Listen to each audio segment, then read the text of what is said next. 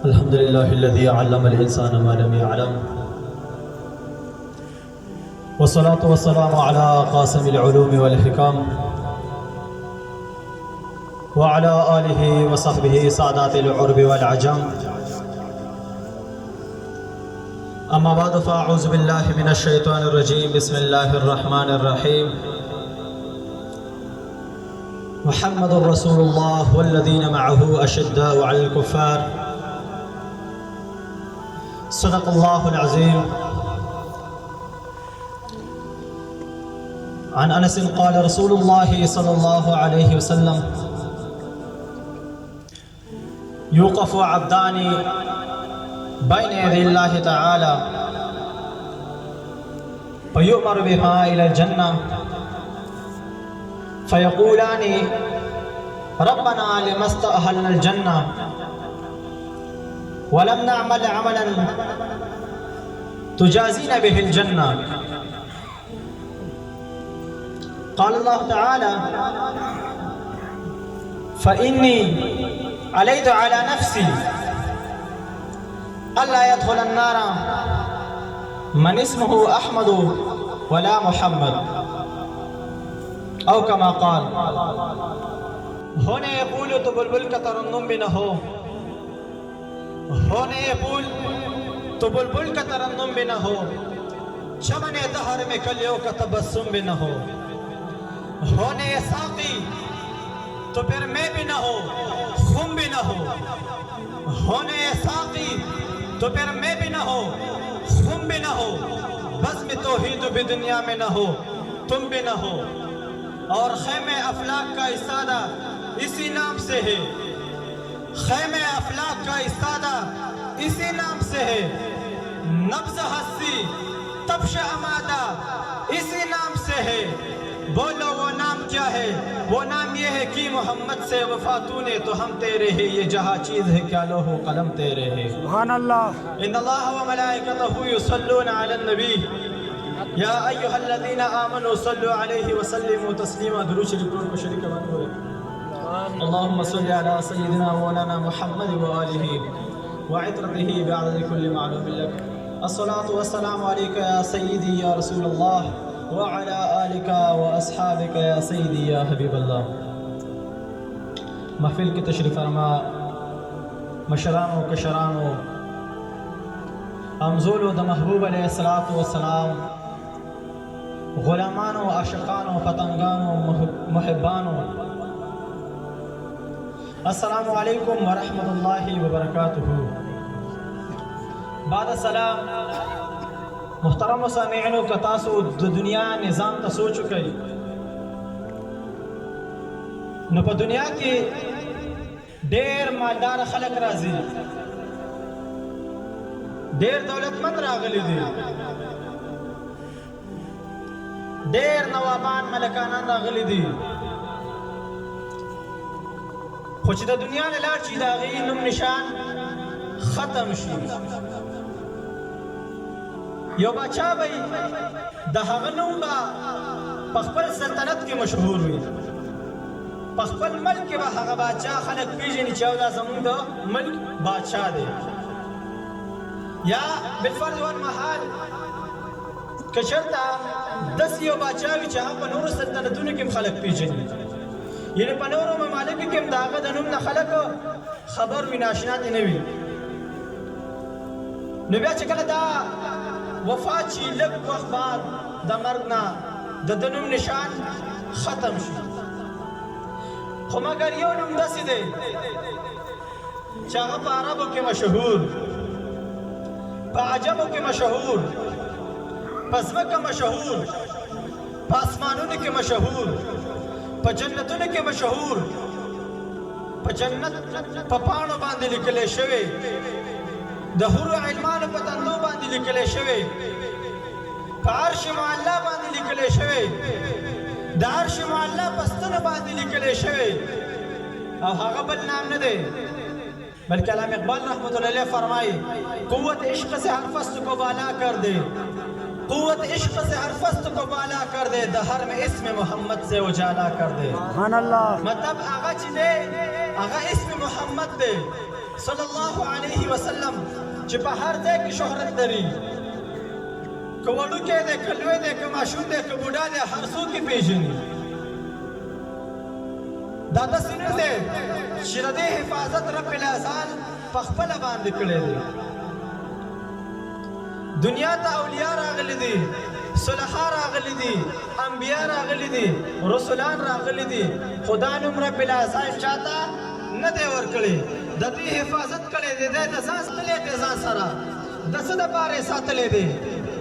ځکه دا نوم ورته محبوب نو دی د خپل حبیب دپاره ساتلی دی. یا خو زمونږ او ستاسو نوم یې ښودلی چې مونږ چاته خپل بچي ته نوم کیدو، نو اکثر د هغې د سره معنا نه وي، د هغه نوم د سره معنا نه وي، او که چېرته بالفرض د هغې معنا وي، خو هغه شخصیت چې د چا هغه نوم وي په هغه کې د هغه معنی هغه اثر نه ښکاري. خو بل یو د محبوب علیه الصلاة وسلام نوم مبارک دی چې د هغې معنا داسې ده والله چې تاسو یې وورئ ستاسو ایمانونه به پرې تازه شي، ستاسو ایمانونه به پرې تازګي میلاو شي. د اسم محمد معنا څه ده؟ الذي يحمد حمدا بعد حمد، یعنی هغه ذات بابرکات چې د صفت نه بعد د هغه صفت کېږي، د حمد نه بعد د هغه حمد بیانېږي. دا هغه هستي ده چې رب العزال کله د محبوب علیه الصلاة وسلام د خلقت اراده کړې ده، کله محبوب علیه الصلاة وسلام د پیدایش اراده کړې ده. د هغه دور نه واله د محبوب علیه الصلاة وسلام اوصاف جاری دي. د هر یو نبي په خوله باندې د محبوب علیه السلام صفت جاری دی، د هر یو ولي په خوله باندې د محبوب علیه السلام صفت جاری دی، د هر یو رسول په خوله باندې د محبوب علیه السلام صفت جاری دی، د هر یو طالب العلم په خوله باندې د محبوب علیه السلام صفت جاری دی، د هر یو عامي په خوله باندې د محبوب علیه السلام صفت جاری دی. او دا نه تر قیامته پورې به د محبوب علیه السلام صفت جاری وي، ځکه د اسم محمد معنا ده دا د الذي يحمد حمدا بعد حمد، چې هغه ذات بابرکات چې د حمد نه بعد دغه حمد کېږي، د تعریف نه بعد دغه تعریف کېږي. د دې وجې نه تر قیامته پورې به د محبوب علیه السلام اوصاف سبحان الله. اوس د اسم محمد کم برکات دي هغې نه به تاسو لږ خبر کړم چې د اسم محمد برکت څه دی. حدیث شریف کې راځي چې د اسم محمد یو برکت دا دی. شفا شریف جلد اول صفحه نمبر 105 اذا كان يوم القيامة نادى مناد ألا ليقم من اسمه محمد فليدخل الجنة لكرامة اسمه صلى الله عليه وسلم. فرمایي چې کله ورځ د قیامت شي یو اواز کوونکی یو ندا کوونکی به ندا وکړي چې هغه انسان دې پاسي چې د چا نوم محمد وي، فلیدخل الجنه، او جنت ته داخل شي. د جنت ته داخلېدلو سبب او وجه څه ده؟ لکرامت اسمه صلی الله علیه وسلم، د وجه د نوم مبارک د محبوب علیه الصلاة وسلام نه چې د محبوب علیه الصلاة وسلام نوم مبارک په ځان باندې د دې وجه نه دی جنت ته داخل شي. سبحان الله. حضرت انس رضی الله عنه فرمایي قال رسول الله صلى الله عليه وسلم يوقف عبدان بين يدي الله فيؤمر بهما إلى الجنة فيقولان ربنا لما استأهلنا الجنة ولم نعمل عملا تجازينا به الجنة. قال الله تعالى فإني عليت على نفسي ألا يدخل النار من اسمه أحمد ولا محمد. حضرت انس رضی الله عنه مبارک فرمایي چې محبوب علیه الصلاة والسلام مبارک فرمایلی دي چې کله ورځ د محشر شي، ورځ د قیامت شي، د رب العزال دربار ته به یو دوه کسان حاضر شي. د رب العزت دربار کې به پیش شي. رب العزت به دې ته حکم وکړي چې تاسو جنت ته داخل شئ. رب العزت ته به دې ګویا شي یا اله العالمین موږ خو څه عمل نه دی کړی، موږ خو نیک اعمال نه دي کړي، دا زموږ جنت ته ولې داخل شو؟ د جنت ته داخلېدلو وجه څه ده؟ سبب څه دی؟ رب العزت به ورته فرمایي بېشکه تاسو اعمال نه دي کړي، بېشکه تاسو نیک اعمال نه دي شوي، خو مګر د جنت ته داخلېدلو وجه دا ده چې ما په خپل ذات باندې قسم خوړلی دی چې زما دې په خپل ذات باندې قسم وي چې زه به هغه انسان دوزخ ته داخل نه کړم چې د چا نوم محمد او احمد وي. سبحان الله. دا خو صرف تکبیر الله اکبر. یا رسول الله یا نبی یا نبی مرحبا مرحبا. دا خو صرف اخروي فواید دي، دنیاوي فواید هم دلیل دي. متعلق ډېر حدیث خو زه شارټ کټ راتاویږم. شفا شریف جیل اول صفحه نمبر 105 په دې کې فرمایي چې په کوم کور کې اسم محمد والا شخص موجود وي. ما من بیت فيه اسم محمد الا نما ورزق جيرانهم. فرمایي چې په کوم کور کې اسم محمد والا شخص موجود وي دغه کور ته به رب العزال د دغه شخصیت د وجې نه رزق په فراخۍ سره ورکوي، په رزق کې به فراخي راځي. ورزقو دته به هم رزق ورکوي، ورزق جیرانهم خو د ده چې کوم خوشه ګاونډیان دي هغوی ته هم د ده د وجې نه رزق میلاویږي. وجه څه ده؟ د ده څه کمال نشته، ده کې څه دومره دغه نشته چې لکه د ده دومره برکت دی چې رب العزال به د دې کورواله ته هم رزق ورکوي، د دې ګاونډیانو ته. وجه صرف د اسم محمد ده چې د محبوب علیه السلام نوم مبارک دی په دغه کور کې.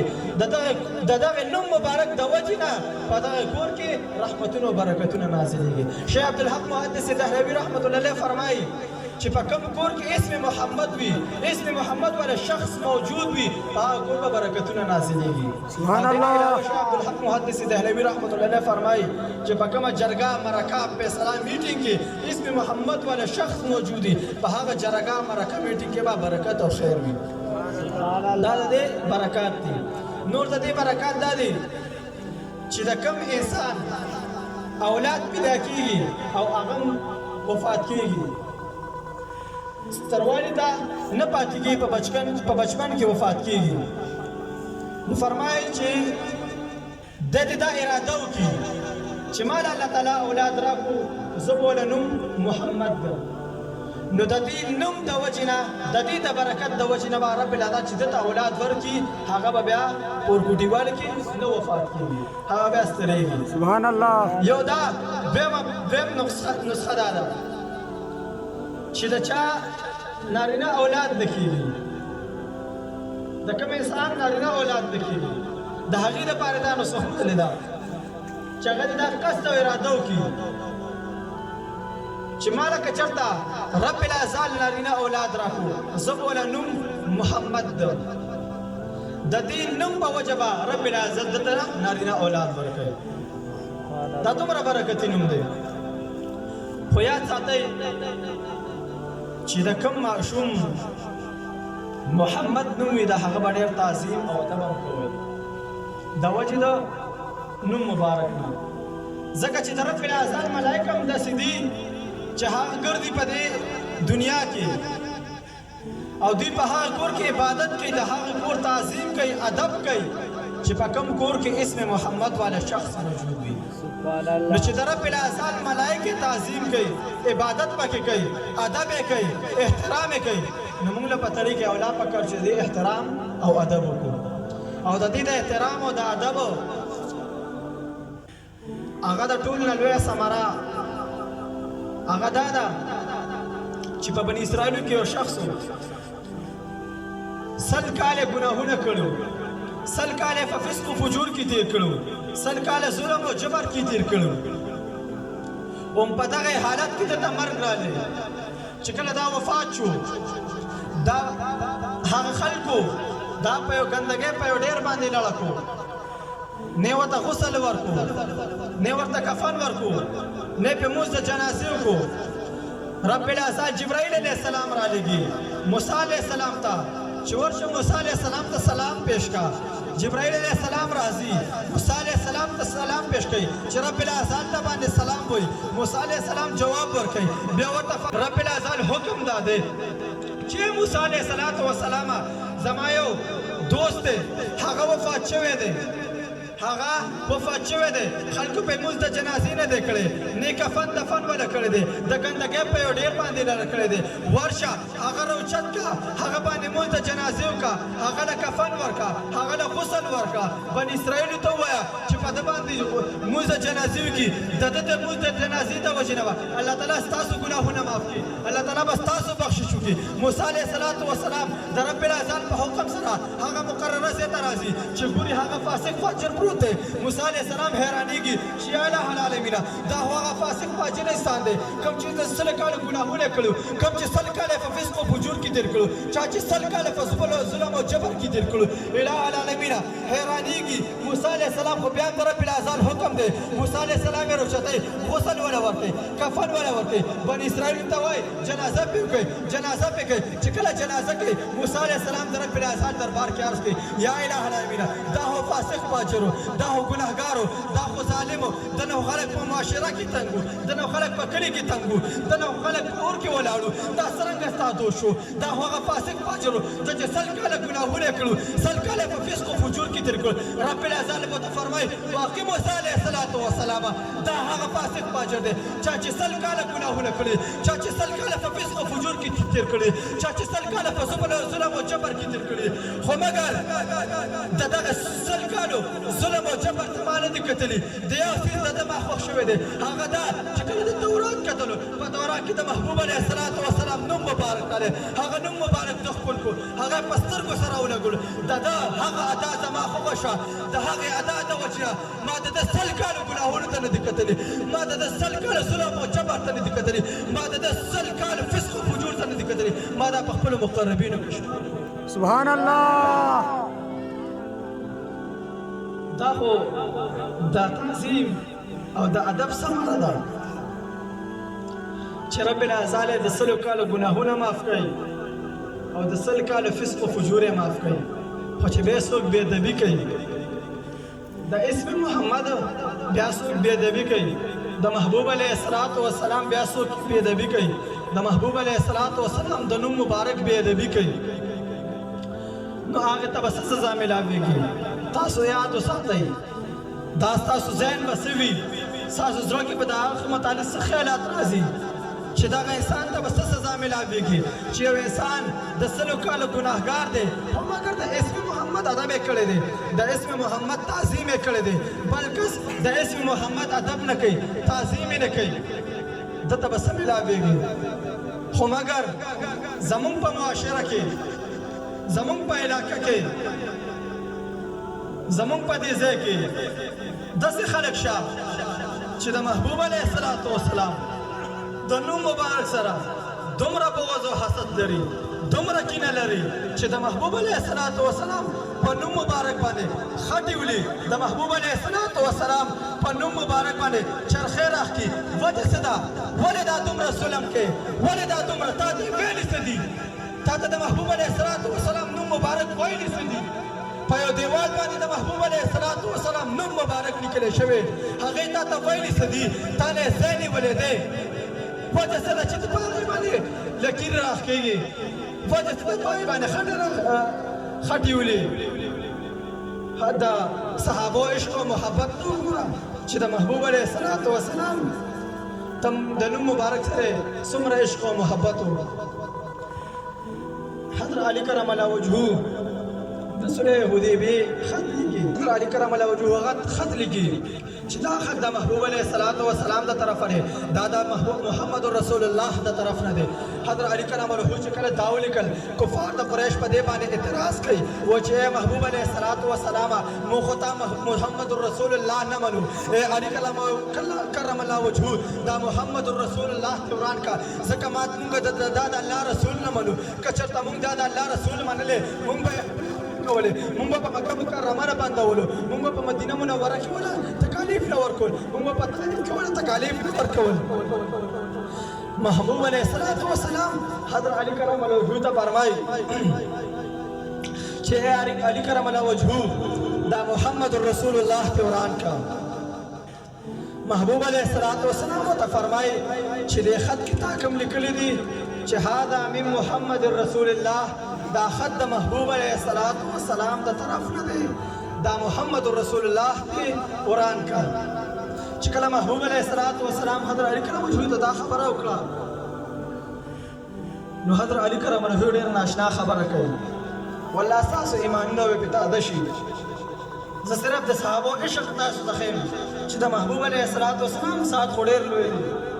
د محبوب علیه السلام نوم مبارک سره څومره ادب کړی هغه سره څومره مینه ساتلې ده هغه څومره ادب کړی ده هغه څومره تعظیم کړی دی حضرت علی کرم وجهه ورته فرمایي لا امه ابدا ہے محبوب علیہ الصلوۃ والسلام مبارکہ چکتا علی سے مبارک دا حکم کے چکم علی سے کم دا نم لکھ دے محمد رسول اللہ لکھ دے اور دا علی سے چتا محمد رسول اللہ تبھی ختم عمران کا تبھی کا پہلے عمران کا تبھی نجوم عمران کا رزق کا دت راشی وان علی کرم الوجوہ تا محمد رسول اللہ وران سبحان الله. صحابو عشق و محبت خو نن سبا خلکو ته وګوره چې په دیوال باندې مونږ پرېږدي دا هغې نه مراد دی عرض مې صرف دا کولو